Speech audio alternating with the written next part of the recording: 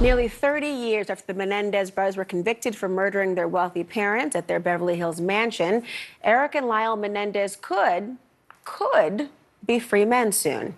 Earlier today, LA County DA George Gascon announced his office will recommend resentencing the brothers. After a very careful review of all the arguments that were made for people on both sides of this equation, I came to a place where I believe that under the law, resentencing is appropriate, and I am going to recommend that to a court tomorrow. Gascon will ask the brothers to be resentenced to life in prison with the possibility of parole, adding they should be eligible for parole immediately.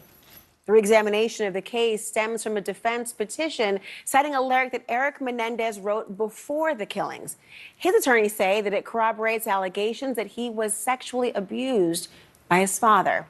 There's also a signed declaration from a member of the band Menudo who says that he was also molested by Jose Menendez. An LA Superior Court judge will ultimately decide whether to resentence the brothers, and a date for that hearing on that matter has yet to be determined. But the DA's office hopes that it's going to happen by the end of November. After today's announcement, Gascon talked exclusively with CNN about that decision. I believe that they went to prison at age 19 and 21, and what they did was horrible. You know, they premeditated the murder of their parents, they killed them. But I think they're different people today. Joining me to discuss, Marian Clan, a journalist that has closely followed the Menendez brothers case. Her reporting was used in the docuseries Menendez plus Menudo, Boys Betrayed. Neri, thank you for being here today. First off, I've got to hear your reaction to today's decision to resentence or recommend it. Laura, it's a miraculous day for the Menendez brothers. They had exhausted their appeals so many years ago. There was no chance for them to ever even hope for freedom.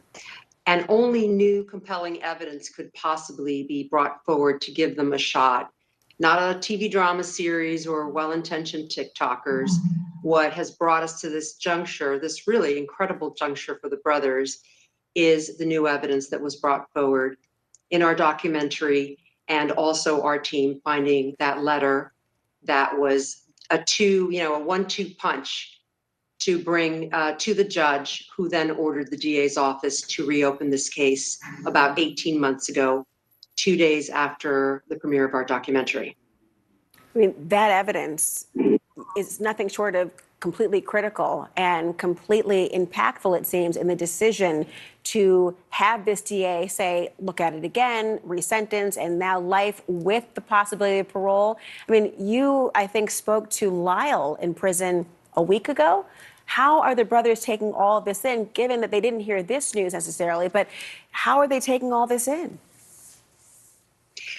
Well, I want to mention, that Roy coming forward was excruciating for him. He did not want to talk about Jose Menendez. We would talk for many months about the abuse that he alleges he endured as a Menudo member. And it took a long time to get him to get to Jose Menendez. And he had no idea that he would make any difference in that case. He was dealing with his own demons that whole time. So what he represented was finally some kind of independent confirmation that Jose Menendez was indeed a child sexual predator. Now, I did spend a few hours with Lyle about a week ago at the prison. You can imagine, super sensitive time, super tense time for the brothers.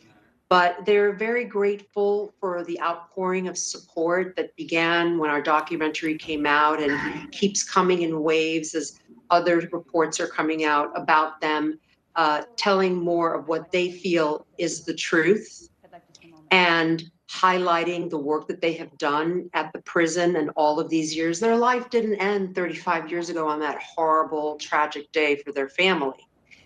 They went on to try to get educations in their prisons, start programs, hospice programs, counseling programs for other prisoners, meditation programs, art programs, green space programs. In fact, for the last 20 years, whatever prison Lyle has been in, the other inmates have elected him to be their representative to the administration.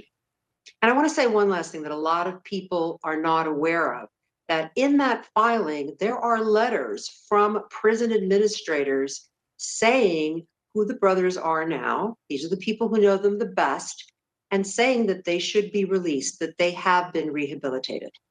Unbelievable to think of the journey of this particular case. Neri and Clan, thank you. We'll see how all of this eventually turns out. Thank you.